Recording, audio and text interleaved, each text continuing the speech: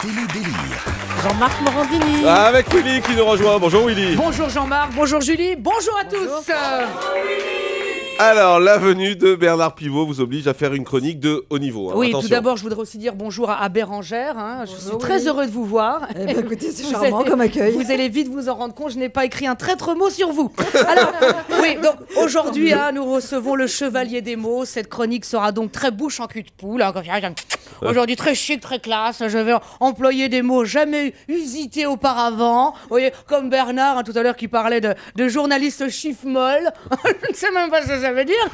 Nous aussi, on aurait dit journaliste tapette. Et puis voilà. Non, mais avec lui, non. Avec lui, donc aujourd'hui, on va faire attention. Donc je vais employer des mots, tu vois, comme néotomiste. Pituitaire. Même lui, sait pas ce que ça veut dire. Voilà. Autant dire que cette chronique, on va se faire chier. Pardon, il risque d'y avoir quelques morosités. Non, mais je vais vous faire un aveu, Bernard. Le seul moyen que j'ai trouvé pour faire zéro faute à la dictée pivot, c'est de ne pas la faire. Mais enfin, si tous ceux qui font de la télé font des dictées, où allons-nous, Bernard? Tu imagines la dictée Amélie de Secret Story?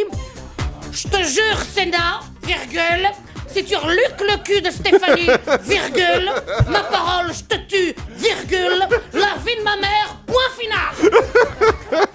Alors, Bernard, comment on écrit Sénat? Il fait moins le malin. Non, mais on dirait pas comme ça, mais le Grand Direct des médias est aussi une grande émission littéraire. Hein. Là-haut, au bureau, on a reçu le dernier livre de Philippe Gildas, le dernier roman de Gérard Miller et le dernier entrevue de Valérie Beck. T'as vu, ça pète, hein? Vous, pendant apostrophe, vous étiez là à dire dans les couloirs: oh, tu as lu le dernier Marguerite Duras? Je peux te dire que là-haut, au bureau, on n'est pas peu fiers de se dire entre nous: j'ai lu le dernier Pujadas! J'ai lu le dernier Pujadas! Ça pète, hein, Bernard, hein? Vous nous enviez, hein? Non, mais lui qui est très attaché aux mots, ça doit être sympa de recevoir un SMS de Bernard Pivot. Oh, mamie, c'est le cœur serré que je suis dans l'obligation d'ajourner notre déjeuner. Oh rage, oh désespoir, oh yes ennemi, lol PTDR, okidoki, kiss nanar. Non mais vous envoyez des fois des SMS, Bernard? Beaucoup. C'est vrai? Vous écrivez Kikou? Un accro des textos. Alors. Oh, je vous en supplie, envoyez-moi un texto, je vais vous donner mon numéro là. Parfois, moi j'utilise mes verlans et le verlan et mes parents ne comprennent pas. Bernard, lui, c'est quand il parle à l'endroit qu'on comprend pas.